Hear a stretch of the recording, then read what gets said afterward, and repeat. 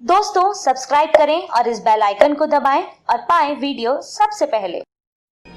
मैं भारत को भारतीयता की मान्यता के आधार पर फिर से खड़ा करना चाहता हूं, उस काम में लगा हूं। पहले दिन से और 14 वर्ष की उम्र पूरी होने तक वो कफ के प्रभाव में होता है। मतलब सीधा सा ये है कि बच्चे को बचपन में सबसे ज्यादा कफ के ही रोग होते हैं। सबसे बार बार सर्दी होगी, बार बार खांसी होगी, बार बार जुकाम होगा, बार बार गला दुखेगा, टॉन्सिलाइटिस होगा, कान में दर्द होगा, ये सब वगैरह। तो सबसे ज्यादा बचपन जो होता है कफ के प्रभाव में है। फिर 14 वर्ष की उम्र से शुरू करके लगभग 60 वर्ष की उम्र तक। आज के जमाने में ये 60 वर्ष कम हो गया, 40 तक ही हो गया है। पुराने जमाने में ये 60 तक होता था। 14 वर्ष की उम्र से 40 वर्ष की उम्र तक जो व्यक्ति है, स्त्री हो या पुरुष, वो पित्त के प्रभाव में होता है। माने 14 साल से लेके 40 साल तक जितने भी रोग होंगे 99% वो पित्त के। ये 40 साल मैंने किया है। आयुर्वेद तो 60 साल की बात करता है, ये 40 साल मैंने इसलिए किया है कि मेरे पास सैकड़ों पेशेंट हैं जो बात के हैं 40वीं उम्र में। 40 की उम्र में ही उनको घुटने के दर्द, कमर के दर्द, कंधे के दर्द सब शुरू। मॉडर्न एज है, आधुनिक जमाना है, इसलिए इसमें बात सबसे बिगड़ा हुआ है। तो 40 की उम्र से हम शुरू करें और जीवन के आखिरी दिन तक सबसे ज्यादा बात का असर होगा। माने 40 के बाद के जो रोग शुरू होंगे आपके जीवन में, उम्र के आखिरी दिन तक, तो आपको सबसे ज्यादा तो बात के रोग होंगे 40 प्लस, पित्त के होंगे 14 प्लस 14 प्लस, और कफ के होंगे 1 प्लस या 0 प्लस, जो भी। इतनी मोटी बात के बाद अब हम पढ़ते हैं अष्टांग हृदय के सूत्र पर। यह भूमिका मुझे बनाना इसलिए जरूरी था कि मोटी जानकारी हमें रहे। अष्टांग हृदय में भागवत जी कहते हैं कि जिंदगी भर वात पित्त कफ को संतुलित रखना ही सबसे बड़ी कला है और कौशल है। सारी जिंदगी आपको एक ही काम करना है, प्रयास पूर्वक, कि हमारा वात, हमारा पित्त, हमारा कफ हमेशा सुरक्षित रहे, नियमित रहे, संतुलित रहे। जितना चाहिए उतना वात रहे, जितना चाहिए उतना पित्त रहे, जितना चाहिए उतना तो जितना चाहिए उतना वात पित्त कफ हमारा रहे। तो इसके लिए क्या करना है, वो 7000 सूत्र है। उसमें से पहला सूत्र बहुत छोटा सा सूत्र है, आप लिख लीजिए, फिर मैं आपको समझाऊंगा कि ये सूत्र का मतलब क्या है और इसका असर कितना होगा। वात पित्त कफ को जीवन भर संतुलित रखना है तो उसका पहला सूत्र है, कभी भी खाना खाने के तुरंत बाद पानी नहीं पीना। पहला सूत्र है, कभी भी खाना खाने के तुरंत बाद पानी नहीं पीना। इतना सही सूत्र। कभी भी जीवन में खाना खाने के बाद तुरंत पानी नहीं पीना। लिख लिया आपने? चलिए अब इसको समझते हैं। क्या कहा ये भागवत जी ने? खाने के बाद पानी नहीं, तुरंत पानी नहीं। अब आप इसको उल्टा करके देखिए कि हम तो रोज यही करते हैं। मैंने 100 में से 99 लोगों को देखा है कि वो पानी लिए बिना खाना नहीं खाते। पानी पहले होता है कि हमें बाद में होता है। बहुत सारे लोग तो खाने से ज्यादा पानी पीते, 2-4 रोटी के टुकड़े खाए, फिर पानी पी लिया, फिर खाए, फिर। ऐसी स्थिति, ऐसी अवस्था में भागवत जी बिल्कुल ऐसी बात कह रहे हैं कि पानी ही नहीं पीना खाने के तुरंत बाद। कारण क्या है, बात क्या है, क्यों नहीं पीना है, ये जानना बहुत जरूरी है। हम पानी क्यों ना पिए खाने के बाद, क्या कारण है? बात ऐसी है कि हमारा जो शरीर है, ये शरीर का पूरा केंद्र है हमारा पेट। ये पूरा शरीर चलता है पेट की ताकत से, और पेट चलता है भोजन की ताकत से।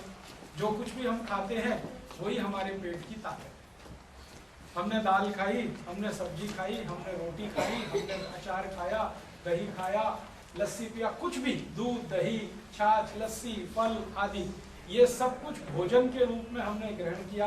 ये पेट को ऊर्जा देता है और पेट उस ऊर्जा को आगे के लिए ट्रांसफर करता है। आप कुछ भी खाते हैं, सब कुछ पेट आपके लिए ऊर्जा का आधार बनता है। अब हम खाते हैं तो पेट में सब कुछ जाता है। पेट में एक छोटा सा स्थान होता है, उसको हम हिंदी में कहते हैं आमाशय। कभी आप एनाटॉमी का, फिजियोलॉजी का कोई कैलेंडर आजकल आते हैं शरीर विज्ञान के, जिसमें शरीर के एक एक अंग को दिखाया जाता है। एक कैलेंडर खरीद लीजिए, 10-15 रुपए का आएगा, घर में टांग कर रखिए। उस कैलेंडर में आपको बताया जाएगा आपका पेट में जो नाभि स्थान है उसके बिल्कुल लेफ्ट में एक स्थान है, उसको आमाशय कहते हैं। आमाशय। उसी स्थान का एक दूसरा नाम है जठर, और उसी को अंग्रेजी में कहते हैं एपिगैस्ट्रियम। आमाशय, जठर, एपिगैस्ट्रियम, ये एक ही स्थान के 3 नाम, एक अंग्रेजी में है, एक संस्कृत में है, एक हिंदी में। पंजाबी में क्या कहते हैं मुझे नहीं मालूम। एपिगैस्ट्रियम। तो हमारे क्या कहते हैं, पित्ता पंजाबी में मैदा कहते हैं। ठीक है, जो भी आप कहते हैं, ये स्थान हमारे शरीर का सबसे महत्व का स्थान है, एपिगैस्ट्रियम या आमाशय या जठर, क्योंकि सारा खाना इसी में आता है। ये एक थैली की तरह से होता है, बहुत छोटा स्थान है, इसमें अधिक से अधिक 350 ग्राम खाना आ सकता है, उससे ज्यादा नहीं आ सकता बड़े व्यक्ति। तो हम कुछ भी खाते हैं, सब कुछ ये आमाशय में आ जाता है। अब आमाशय में क्या होता है, खाना जैसे ही पहुंचता है, ये भगवान की व्यवस्था है जो शरीर में है, तुरंत इसमें आग जल जाती, अग्नि।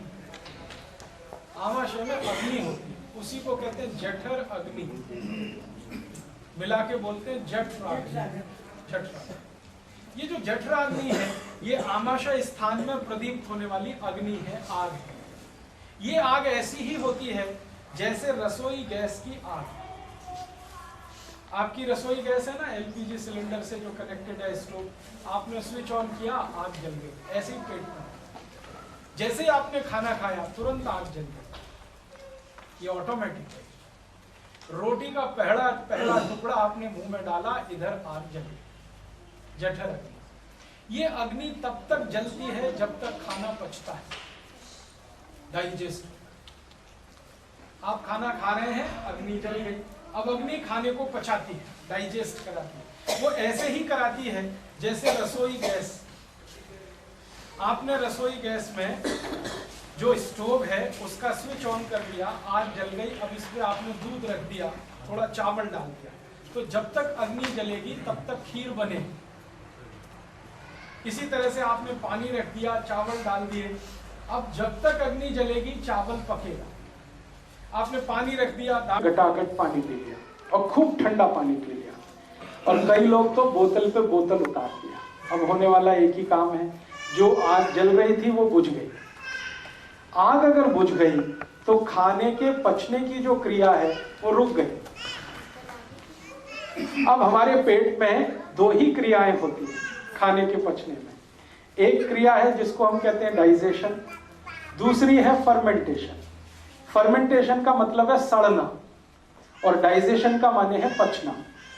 अगर आग जलेगी तो खाना पचेगा, खाना पचेगा तो उसका रस बनेगा। आयुर्वेद के हिसाब से बोल रहा हूं, आपकी आग जलेगी, खाना पचेगा, खाना पचेगा तो रस बनेगा। जो रस बनेगा तो उसी रस में से मांस बनेगा, मांस जिसको आप फ्लैश कहते हैं। उसी रस में से मज्जा बनेगी, फिर उसी रस में से रक्त बनेगा, ब्लड, फिर उसी में से वीर्य बनेगा, फिर उसी में से हड्डियां बनेगी, बोन्स, फिर उसी में से मल बनेगा, एक्सक्रीटा, स्टूल, फिर उसी में से मूत्र भी बनेगा। तो मांस, मज्जा, रक्त, वीर्य, मल, मूत्र, अस्थि और सबसे अंत में मेद बनेगा। ये कब होगा? जब खाना पचेगा तब। और आप जरा ध्यान से सुने इन शब्दों को। मांस की जरूरत है हमको, मज्जा की भी जरूरत है, रक्त की भी जरूरत है, वीर्य की भी जरूरत है, अस्थि भी चाहिए, मेद भी चाहिए, ये सब हमें चाहिए। क्या नहीं चाहिए? मल नहीं चाहिए और मूत्र नहीं चाहिए। तो मल और मूत्र तो बनेगा जरूर, लेकिन वो हमें चाहिए नहीं, शरीर को चाहिए नहीं। तो शरीर हर दिन उसको छोड़ देगा, मल को भी छोड़ेगा, मूत्र को भी छोड़ेगा। बाकी जो चाहिए शरीर उसको धारण करेगा। खाना जब हजम होगा, पचेगा, तो रस बनेगा। रस में से मांस, मज्जा, रक्त, वीर्य, मल मूत्र, अस्थि, मेद बनेगा। मल मूत्र की जरूरत नहीं है, शरीर उसको छोड़ देगा। बाकी सब चीजों की जरूरत है, शरीर उसको धारण कर लेगा। ये एक है। दूसरी तरफ क्या होगा, आग नहीं जलेगी, आपने गटागट पानी पी लिया तो वही खाना सड़ेगा और सड़ने के बाद उसमें से जहर बनेंगे। दोस्तों, सबसे पहले तो चैनल सब्सक्राइब करें, फिर लाइक, कमेंट और शेयर करें। और हाँ, हमारा एंड्रॉयड ऐप डाउनलोड करना ना भूलें।